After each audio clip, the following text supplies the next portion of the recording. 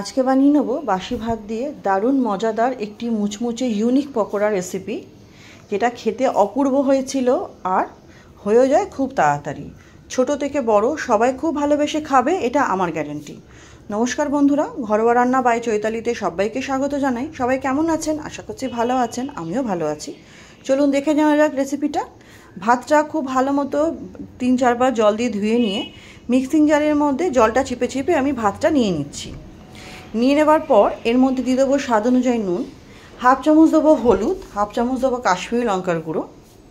এটাকে আরও মুচমুচে করতে দিয়ে দেবো 2 চামচ মতো সুজি, 3 চামচ চালের গুঁড়ি, 1 চামচ বেসন, আর দেবো বেশ খানিকটা বাটার দিয়ে সামান্য একটু জল দিয়ে এটা আমাকে একটা স্মুথ পেস্ট করতে হবে, যেন বেশি পাতলা না হয়, একটু ভারী ভারী রাখতে হবে।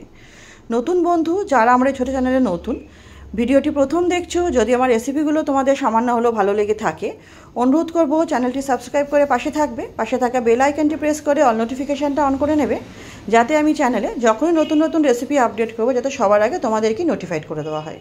প্রথম দিকে আমি লঙ্কা দিতে ভুলে গেছিলাম, তাই লঙ্কা দিয়ে যেই আরেকবার পেস্ট করলাম দেখলাম খুব পাতলা হয়ে গেছে। তাই অল্প অল্প চালের গুঁড়ো দিয়ে এটা আমাকে একটু ঘন ঘন করে গুলে নিতে হবে। আমি মিক্সিং জারেই গুলছি, তোমরা চাইলে বাটিতে ঢেলে নিয়েও গুলতে পারো, অসুবিধা হয় না। রেসিপিটা আশা করছি তোমাদের ভালো লাগবে। ভালো লাগলে অনুরোধ করবো অবশ্যই ট্রাই করবে। কেমন লাগলো কমেন্ট সেকশনে জানাবে। ভালো লাগলে লাইক করে দেবে, ফ্রেন্ডস ফ্যামিলির সাথে শেয়ার করতে ভুলবে না। দেখো এরকম ভারী থাকতে হবে ঘনত্বটা। তারপর একটা প্লাস্টিকের মধ্যে ট্রান্সফার করে নিয়ে খুব ভালো মতো মুখটা আটকে কোনাটা কেটে নিলেই আমার ব্যাটারটা রেডি হয়ে যাবে। ব্যাস আর কি। গরম গরম তেলের মধ্যে খুব ভালো মতো ভেজে মুচমুচে পকোড়াটা এনজয় করো সসের সাথে। আমি তো এমনিই খেয়েছিলাম, আমার মেয়ে সস দিয়ে খেয়েছিল।